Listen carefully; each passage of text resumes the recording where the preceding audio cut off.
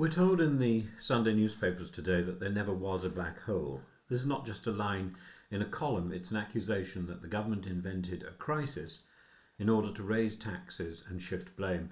So, what is being alleged, why it matters so much for trust, and how are the markets going to respond, and what is the ethics of all this? These are the big four questions, I think.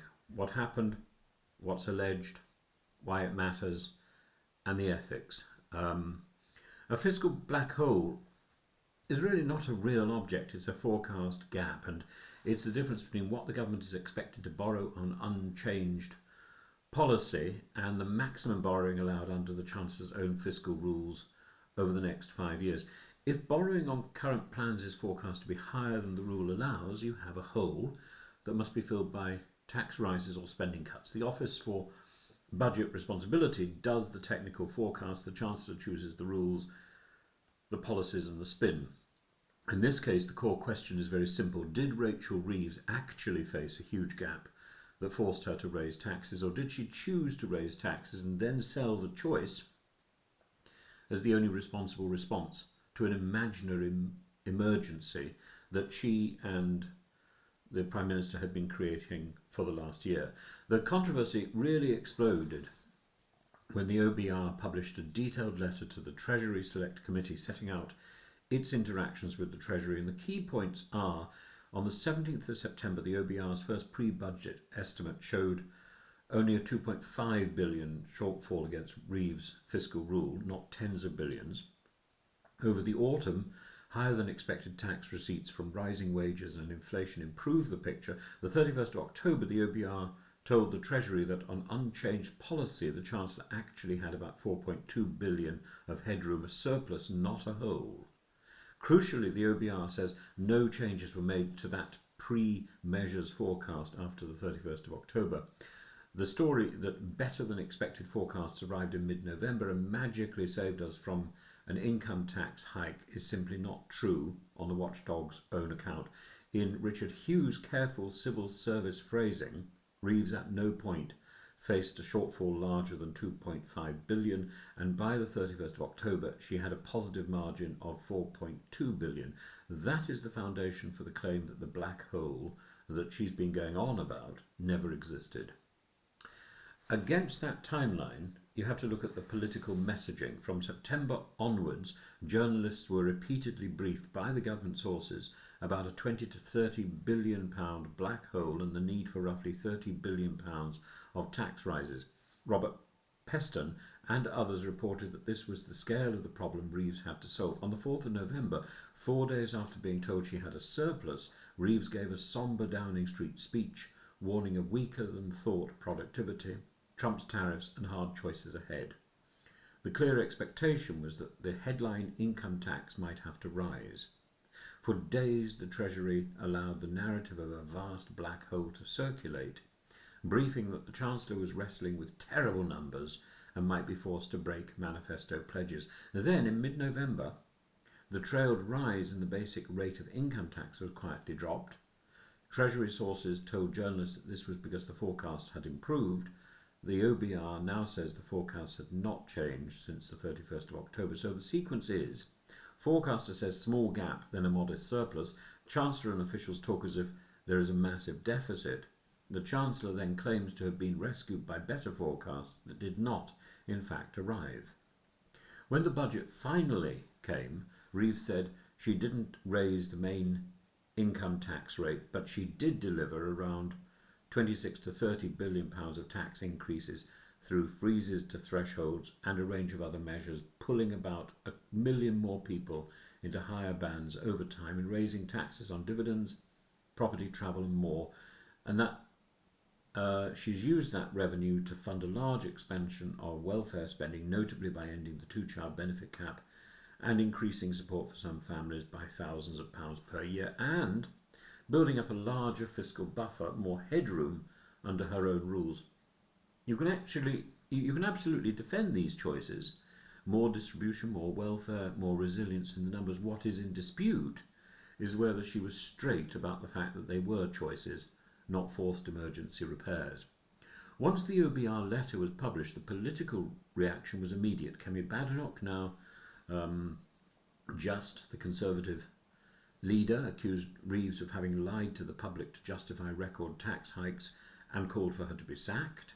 Nigel Farage has written to Sir Laurie Magnus, the Prime Minister's ethics advisor, arguing that Reeves advanced a sustained and deliberate narrative of collapse, despite knowing she had fiscal headroom, and asking for an investigation into possible breaches of the ministerial code. And commentators across the spectrum have pointed out that the OBR's own structure already flatters chancellors with 5-year horizons and creative rules, and that Reeves went beyond the usual spin into something closer to outright fabrication.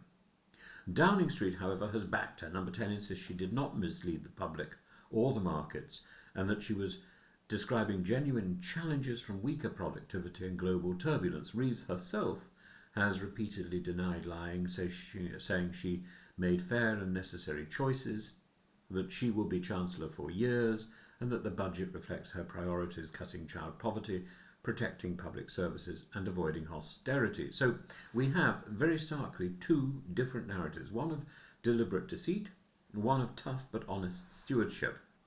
So where ethically is the line? 3 issues seem serious. First, the ministerial code. Ministers must give accurate and truthful information and correct the record when they have misled Parliament. They are also expected to be as open as possible with Parliament and the public. If a minister knows there is no large black hole but talks and behaves as if there is, that looks perilously close to the line where resignation is expected, where she has lied. The defence that I was just preparing people for tough choices is weak.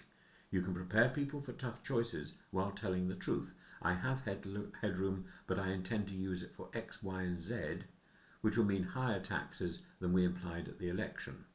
Second point, the integrity of the OBR. Reeves built her early reputation on empowering the OBR and contrasting herself with the chaos of her predecessors. Now we have a public row between number 11 and the watchdog, accusations that she tried to scapegoat its chair over the leak while relying on selective interpretations of its forecast, and a wider sense that forecasters are being used as human shields for political decisions.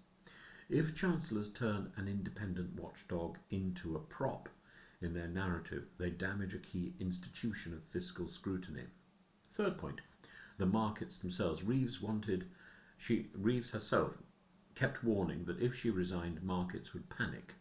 But markets also watch for games.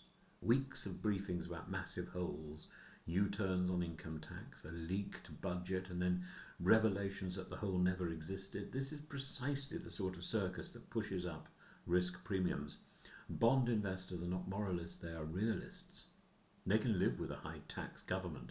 They struggle with a government that appears strategically erratic, economically unserious, and frankly untruthful. The politics here are important. It's important to be honest about politics. Reeves' budget was not only a spreadsheet exercise, it was a settlement inside the Labour Party. A big increase in welfare spending, particularly via scrapping the 2-child cap, that keeps the party's left and many backbenchers on side and enables Labour to claim an historic fall in measured child poverty. The tax rises fall heavily on working people through frozen thresholds, despite explicit manifesto language to the contrary.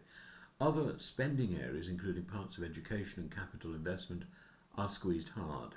You can argue that lifting hundreds of thousands of children out of poverty justifies asking workers to pay more, and that is a coherent moral choice, but to do this while hiding behind the story of a non-existent black hole is another matter.